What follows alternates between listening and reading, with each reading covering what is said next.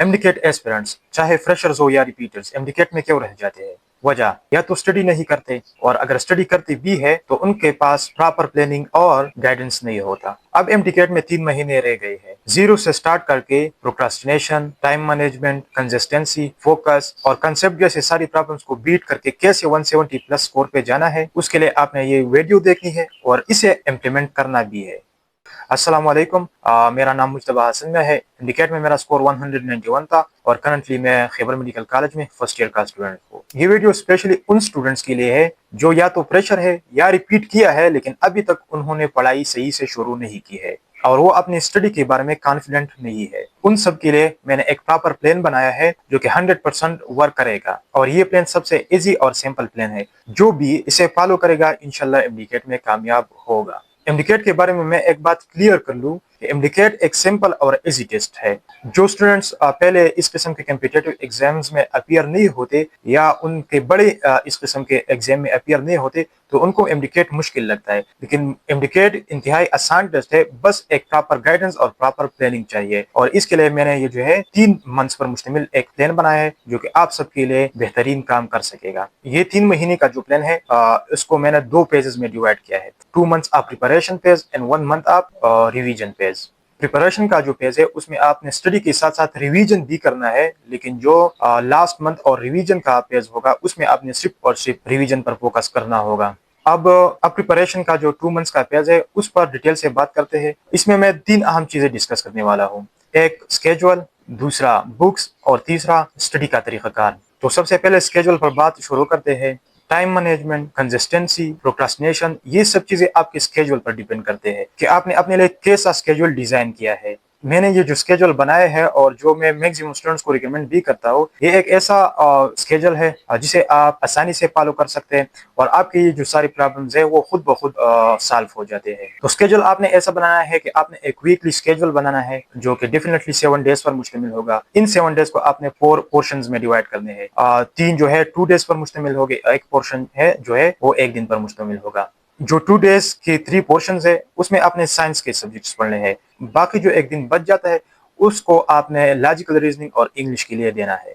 Sciences के subject के लिए आपने जो टाइम दिया है, फॉर एग्जांपल आपने केमिस्ट्री के लिए 2 दिन दिए हैं, फिजिक्स के लिए 2 दिन दिए हैं और बायोलॉजी के लिए 2 दिन दिए हैं। अब इन 2 दिन को आपने सिर्फ एक कंटिन्यूअसली एक ही बुक पढ़ना है। फॉर एग्जांपल अगर आपने फर्स्ट ईयर की फिजिक्स से शुरू किया तो आपने मुसलसल 2 दिन तक फिजिक्स की बुक ही पढ़नी है। इस तरह जब फिजिक्स का 2 दिन खत्म हो जाए, केमिस्ट्री की 2 दिन शुरू हो जाए, तो आपने उन 2 दिनों को सिर्फ और सिर्फ केमिस्ट्री पढ़ना है। इस तरह बायोलॉजी और इंग्लिश भी पढ़ना है। यहाँ पर एक बात याद रखनी है कि पहले आपने फर्स्ट ईयर का कोर्स कवर करना है, बाद में सेकंड ईयर के कोर्स की तरफ जाना है। इस स्केड्यूल के फायदे ये है कि एक तो आपकी मेमोरी एनहेंस हो जाती है, ये आपको मैं स्टडी मेथोडोलॉजी में फिर बताऊंगा भी। आपका कोर्स भी इंतहाई आसानी के साथ और बहुत कम वक्त में कवर हो जाता है। मैंने 2 मंथ्स का प्रिपरेशन टाइम दिया है, लेकिन मुझे यकीन है अगर आप इसे मुसलसल फॉलो करते रहे तो इंशाल्लाह विद इन 45-50 डेज में आपका कोर्स मुकम्मल हो जाएगा। यहाँ पर एक बात की खास ख्याल रखनी है कि आपने अपने डेली गोल्स नहीं बनाने कि आज मैंने 2 चैप्टर्स पढ़ने हैं, आज मैंने 1 चैप्टर पढ़ना है। इस तरह आपका गोल यही होगा कि आपने सिर्फ पढ़ना है, सुबह बैठ जाना है और शाम तक आपका काम होगा सिर्फ पढ़ाई। इसके बाद सेकंड नंबर पर बुक्स की बात आती है। पीएमडीसी ने यह बात क्लियर की है कि प्रोविंशियल बेस्ड टेस्ट होगा तो आपने सिर्फ अपनी ही प्रोविंस की बुक्स पढ़ने हैं, और ये कंफ्यूजन ज़हन से दूर करना है कि अगर मैं पंजाब का हूँ तो मुझे फेडरल की बुक्स पढ़ने होगी या नहीं, अगर मैं केपीके का हूँ तो मुझे फेडरल की बुक्स पढ़ने होगी या नहीं। इन सारी कंफ्यूजन को ज़हन से दूर करें और सिर्फ अपनी ही प्रोविंस की बुक्स पर फोकस रखें।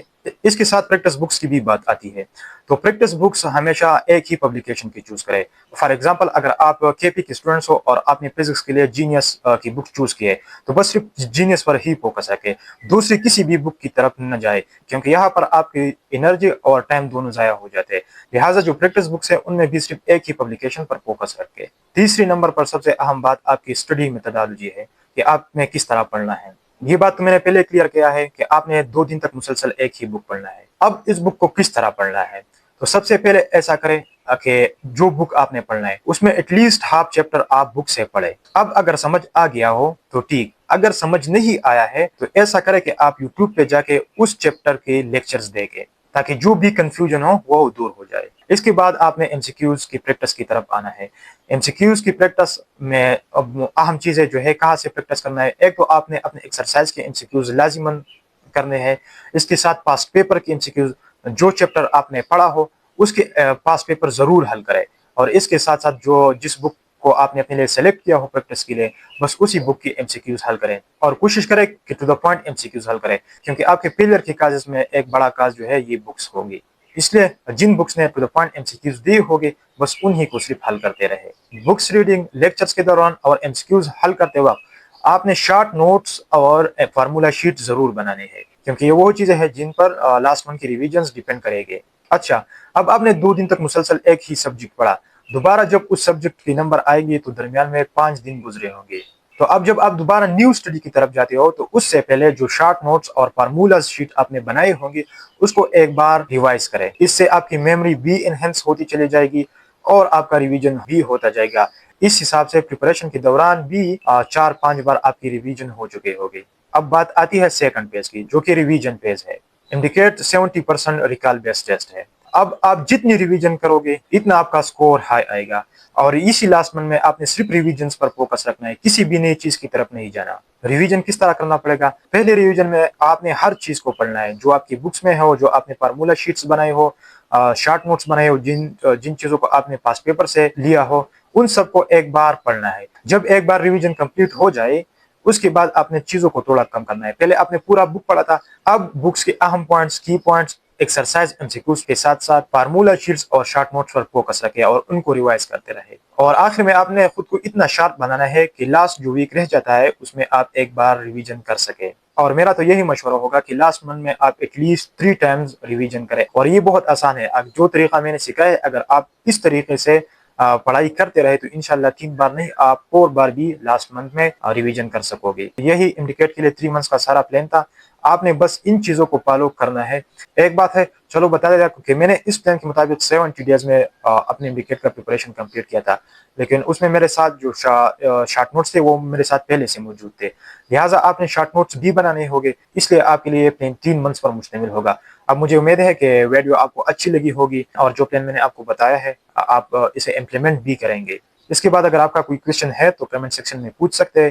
اس کے ساتھ میں اپنا انسٹاگرام بھی آپ کے ساتھ شیئر کروں گا، تو اس پر بھی آپ مجھ سے رابطہ کر سکتے ہیں اور آپ کا جو بھی کوئی کویشچن ہو مجھ سے پوچھ سکتے ہیں.